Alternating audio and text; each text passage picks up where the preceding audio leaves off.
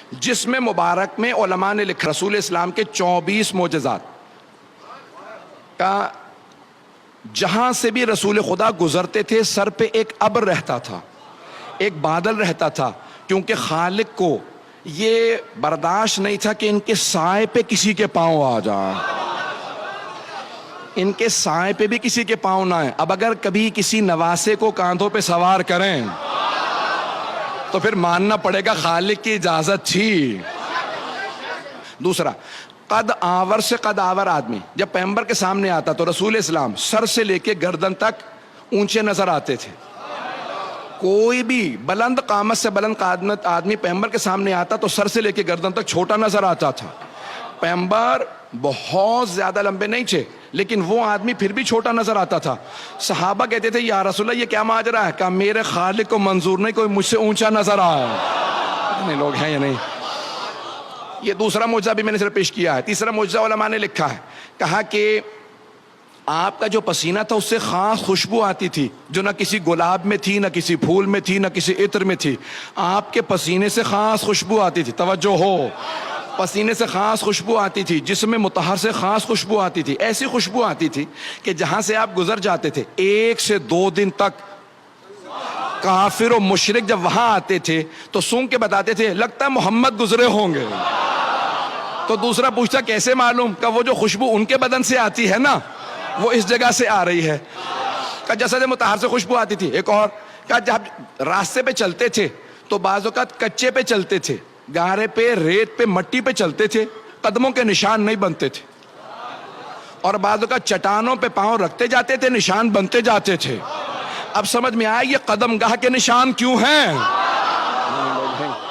کہ بعض اوقات پاؤں چٹانوں پہ رکھتے تو نشان بنتے چلے جاتے۔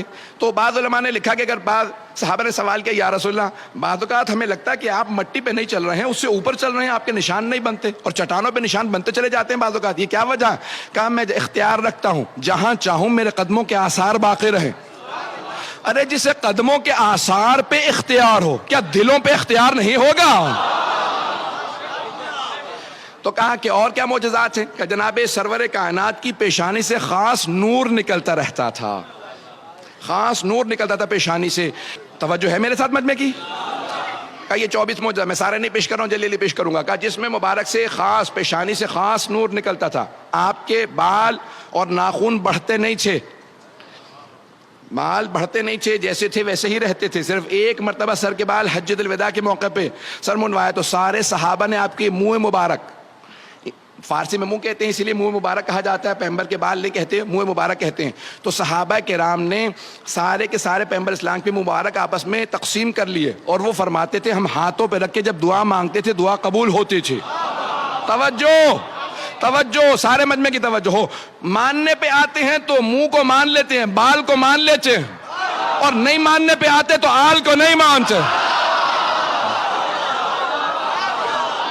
تو منہ مبارک یہاں تک لکھا ہے کہ سرور کائنات جب وضو کرتے تھے تو صحابہ وضو کا پانی بہنے نہیں دیتے تھے، یہاں تک کہ خود شیخ مرتضیٰ مطہری نے بھی لکھا، بڑے بڑے علماء نے لکھا، صحابہ کرام فوراً ظرف لے کے آتے، برتن لے آتے کہ پیغمبر کے وضو کا پانی گرنے نہ دینا۔ جب پیغمبر وضو کر رہے ہوتے تھے تو وہ فوراً ظرف نیچے رکھ دیتے، یہ پیغمبر کے بدن سے مس ہوا پانی ہے، لے جانا، بیماروں کو پلانا، شفا مل جائے گی۔ تو صحابہ کرام تبرکن پیغمبر کے بدن سے مس ہوا پانی لے جاتے تھے، تبرکن۔ تبرک کے منکروں کو بتا دیجئے صحابہ تبرک کو مانتے تھے۔ جانے گرامی اب یہ سارے معجزات جسد مطہر سے متعلق ہیں سرور کائنات کے، کہ جسم مبارک کے اندر ایسے ایسے معجزات ہیں سرور کائنات کے، میں پیش کر رہا ہوں آپ کو، اگر سننا چاہیں گے حضرات آگے بڑھوں گا۔ یہاں تک کہ جناب خدیجۃ الکبریٰ نے میسرہ اپنے خادم سے پوچھا تھا جو ان کا منشی تھا کہ جب تم سفر میں ساتھ تھے تو تم نے کیا غور کیا؟ کہا بی بی جب رات کو خیمے نصب کر دیے جاتے تھے سب لوگ زمین پہ اپنے بسترے لگا کے سو جاتے تھے، تو جب بھی کوئی خیمے میں آتا تو اشارہ کر کے بتا دیتا تھا یہ محمد سو رہے ہیں۔ تو کہا میسرہ پتہ کیسے چلتا تھا؟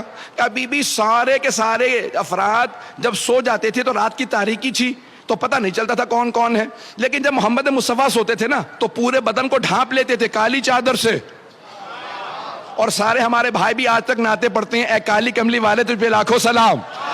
پیغمبر کالی کملی پہلے تو سنت ہے، ہم شیعہ کالے کپڑے پہنے تو بدعت ہے۔ بھائی توجہ توجہ توجہ، وقت نہیں ہے نعروں کا، میں بہت تیزی سے چل رہا ہوں. تو اب یہاں پہ سارے کے سارے افراد بولیں گے، مجھے پورا یقین ہے، جملہ پیش کر رہا ہوں کہ پورے بدن کو ڈھانپ کے کالے رنگ کی چادر اوڑھ کے پیغمبر سو جاتے تھے، پورا بدن ڈھانپ کے سوتے تھے، پورا بدن ڈھانپ کے سوتے تھے. پھر بھی ہم دیکھ کے بتاتے تھے یہ محمد سو رہے ہیں. بی بی نے کہا کیسے پتا چلتا تھا؟ میں سرا کیسے پتا چلتا تھا؟ کہ بی بی جب سارے سو رہے ہوتے تھے تو وہ سب کے سب تاریکی میں ہوتے تھے، لیکن جب محمد مصطفیٰ سوتے تھے تو ان کے بدن سے نور چھن چھن کے نکلتا تھا، کالی چادر سے بھی نور باہر آ رہا ہوتا تھا. ہم نور دیکھ کے بتا دیتے تھے یہ محمد سو رہے ہیں. تو اب مجھے کہہ لینے دیجئے، اگر پیغمبر کو شب ہجرت کسی کو اپنے بستر پہ سلانا ہو تو کسی ایسے کو سلائیں گے جس کے جسم سے ویسا ہی نور نکلتا ہو.